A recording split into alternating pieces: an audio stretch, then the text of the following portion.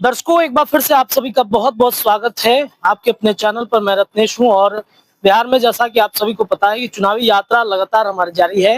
क्या बोलती है पब्लिक हमारा खास कार्यक्रम है और इस कार्यक्रम के तहत हम बिहार और राजधानी पटना के तमाम चौक-चौराहों पर गली में घूमते हैं। बिहार में कितना विकास हुआ है, विधानसभा चुनाव में इस बार किसकी सरकार बनेगी, इस पर जनता का मिजाज भांपते हैं। और चूंकि इस वक्त हम एक दुकान में बैठे, एक रेस्टोरेंट में बैठे हैं, डिलीशियस बाइट इसका नाम है।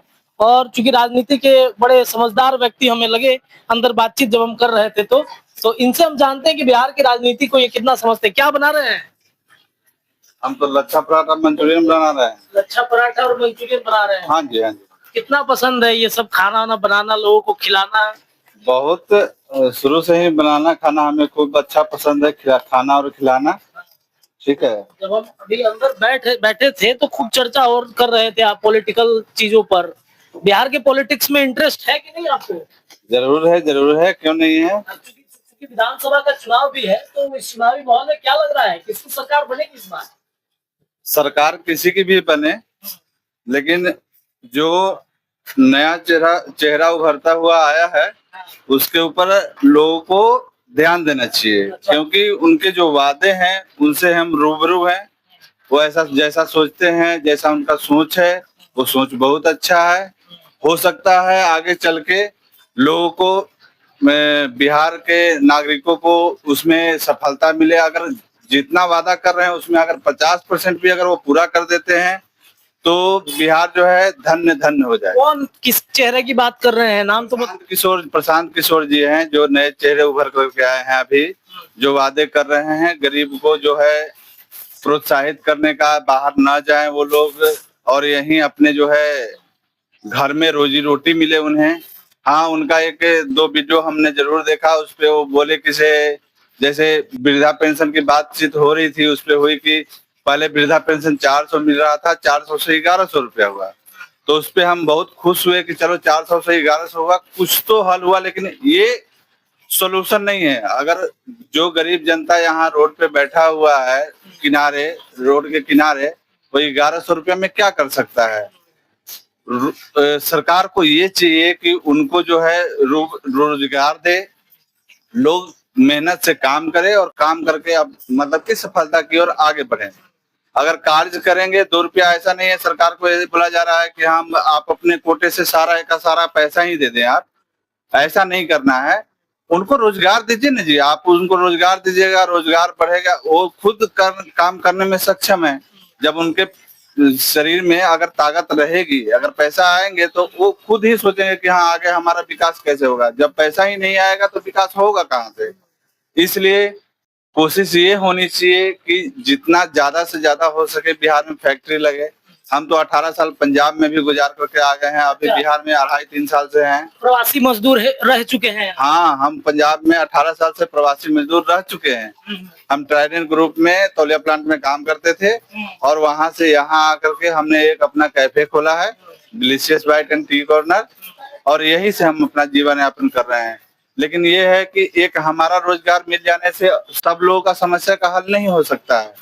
कोशिश ये होना चाहिए आदमी को, व्यक्ति के हित में, परिजन के हित में, कि जितना ज्यादा से ज्यादा अगर यहाँ फैक्ट्रियां अगर लगेगी, रोजगार बढ़ेगा, लोगों को जैसे अर्निंग पावर अगर बढ़ जाएगा, खुद पर खुद बिहार जो है खुशहाल हो जाएगा। अच्छा, आप प्रवासी मजदूर रह चुके हैं, आपने कहा कि 17-18 साल आप पंजाब में काम किए, इतने दिन तक आप काम किए, तो ये बताइए कि जब काम कर रहे थे उस दरमियान बिहारी बिहारी कह के आपको चिढ़ाया जा रहा था कि नहीं? वहां पर चिढ़ाया जाता था, लेकिन बिहारी कहावत है ना, बिहारी सब पे भारी, वही हाल है। हम लोग किसी के सुनने वाले में से नहीं होते थे। ठीक है, अब कोई कुछ भी कहे, हम किसी का मानने वाले में से नहीं थे। जहाँ थे अपना झंडा गाड़ के रखते थे, और यहाँ भी है तो अपना झंडा गाड़ के रखे। ये हमारा बिहार है, हम बिहारी हैं, हमें बिहारी पे गर्व है। अच्छा, पलायन जो लोग कर जाते हैं, आपका भी 18 साल का काफी दुख रहा होगा कि परिवार से 18 साल हम अलग रहे। तो जो लोग वहाँ पे रहते हैं उनका दुख रहा, कुछ बताइए दर्शकों को। नहीं, ऐसा है ना कि देखिए, जो अपना गली होता है उसमें अगर कोई भी व्यक्ति हो वो शेर होता है, लेकिन दूर जाने के बाद जो है उसका वर्चस्व जो होता है वो कम हो जाता है। चाह के भी आदमी जितना सपोर्ट होना चाहिए उतना सपोर्ट नहीं मिलता है। इस वजह से वहां के लोग जो है थोड़ा सा सपोर्ट ना मिलने की वजह से मतलब आगे की ओर विकास नहीं कर पाते हैं, क्योंकि उनका बाहर भी अगर गए तो उनका मजदूरी पर डे का मजदूरी कितना होता है, 10,000 सैलरी मिली, 10,000 में से 4,000 5,000 रुपया उनका खाने पीने में निकल गया, 1,000-2,000 रुपया रूम रेंट वाला ले लिया, उनके पहले 2-3 हजार रुपया पला, वो 2-3 हजार रुपया 4,000 रुपया जो बचता है बेचारे लोग को वो घर पे देते हैं। वो 4,000 रुपया में जो घर पे फैमिली मेंबर हैं वो 4-5 तो होंगे ही, एक फैमिली मेंबर 4-5 होते होंगे, 4-5 मेंबर्स को चलाना बड़ा मुश्किल होता है। तो कोशिश सरकार की यही रहे कि वो जो 10,000 15,000 रुपए की जो नौकरी बाहर में जाकर के कर रहे हैं, अगर वही नौकरी 10-15 हजार रुपए की अगर यहाँ पे मिल जाए तो लोगों को बहुत बहुत राहत मिल जाएगा।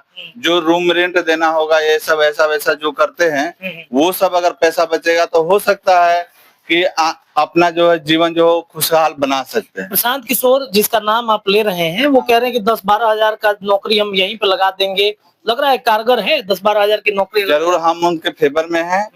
हमारा कोशिश रहेगा कि एक बार उनको जरूर चांस दिया जाए, क्योंकि जैसा ऐलान कर रहे हैं पढ़े लिखे नेता हैं, नया उभर के आए हैं, अच्छा करेंगे, अच्छा होगा। अच्छा करेंगे और अच्छा होगा। लालू नीतीश सरकार की क्या क्या कमियां आप देखते हैं? लालू जी के बारे में तो हम कहेंगे कि उस समय जो राज्य चल रहा था उसी समय के राजपाट में जो है नीतीश के राज में हम प्लान किए थे कि लालू जी के राज में हम छोटे थे उस समय बहुत कुछ देखने के लिए मिला, दंगाबाजी ये वो फलान ठिकान बहुत कुछ था ऐसा कुछ। तो किसी के ऊपर हम टिप्पणी नहीं कर रहे हैं, लेकिन ये चीज जो है पहले ज्यादा हो रहा था, उसके अपेक्षा नीतीश सरकार आई तो वो चीज कम हुआ है। जो दंगाबाजी था वो चीज तो कम हुआ, लेकिन अभी भी रोजगार जो पहले नीतीश सरकार जितना रोजगार का वादा किए थे उतना रोजगार अभी भी नहीं हुआ है। बीच में तो बिल्कुल बंद हो गया था, अभी लोग धीरे धीरे थोड़ा थोड़ा करके अब प्रचार जो अभी हो रहा है चुनावी मुद्दा इस लेकर के, मतलब चुनाव आ गया तो रोजगार दे रहे हैं, पहले रोजगार नहीं दे रहे हैं। इसके पहले रोजगार नहीं था। हाँ, एक आधा बार वैकेंसी निकला है, कुछ बंदे निकले हैं।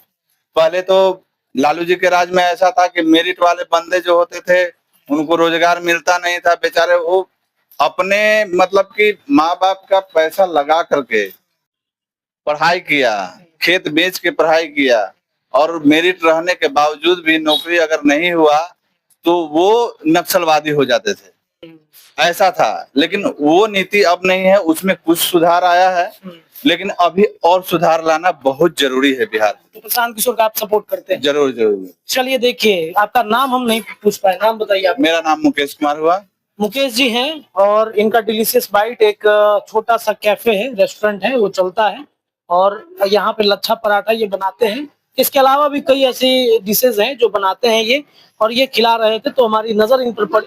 चुनावी यात्रा हमारी चल रही थी, अब देख लीजिए आप इनका एक बार मेनू देख लीजिए, लोकेशन भी बता देंगे कि आपको कहाँ पर आना होगा चुनावी यात्रा के दौरान। और सबसे बड़ी बात है कि ये प्रवासी मजदूर थे, बाहर काम करते थे, लेकिन अब राजधानी पटना के व्यस्तम इलाकों में ये अपना एक छोटा सा कैफे डाले हैं और खुद तो रोजगार अपना लगाए हैं। तो चुनावी यात्रा हमारी लगातार जारी है। क्या बोलती है पब्लिक, ये कार्यक्रम आपको कैसा लग रहा है, हमें अपने कमेंट बॉक्स में राय अपनी दे सकते हैं। फिलहाल के लिए इतना ही, बहुत बहुत शुक्रिया।